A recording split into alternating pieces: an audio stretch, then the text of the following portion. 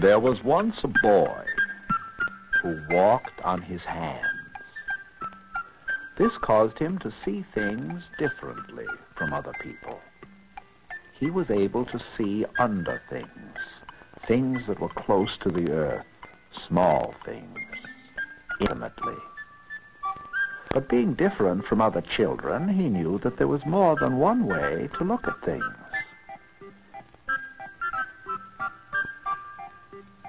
He didn't mind at all being different.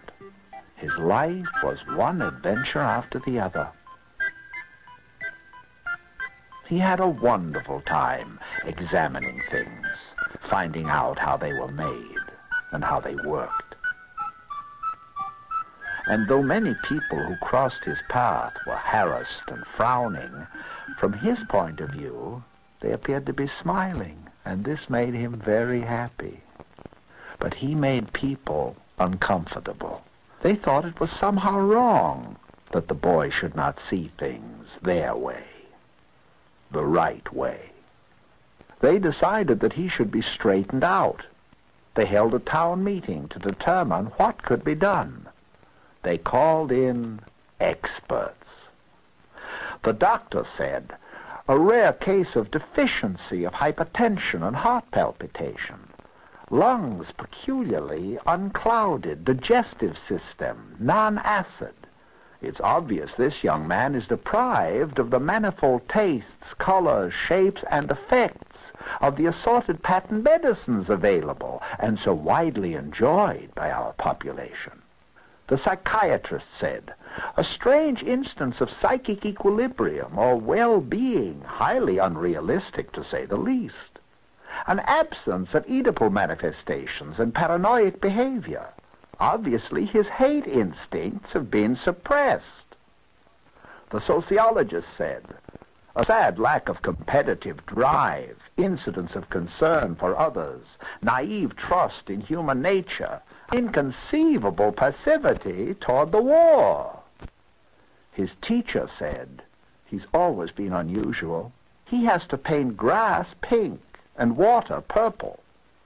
He refuses to call a fact a fact. Oh, he's not a bad boy, but with all his questions, why this, why that, who knows how he'll wind up?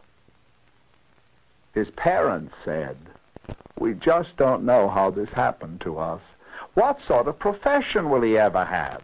Isn't there some way to overcome this dreadful condition? So the boy was put under therapeutic treatment, given injections, simultaneous hot baths and cold showers, spun centrifugally clockwise, then counterclockwise, put in traction, lobotomy, frontal and backward, given brainwashing 3 times a day, saturated with TV commercials and red and blue radiation. The treatment went on for a prolonged period. Finally, the boy stood up, for the first time, on his feet.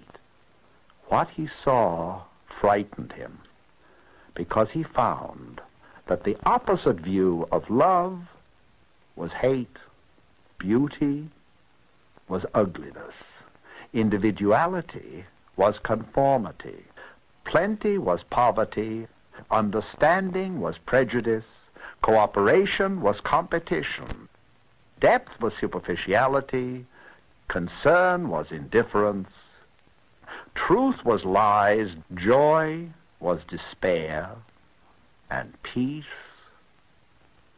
was war.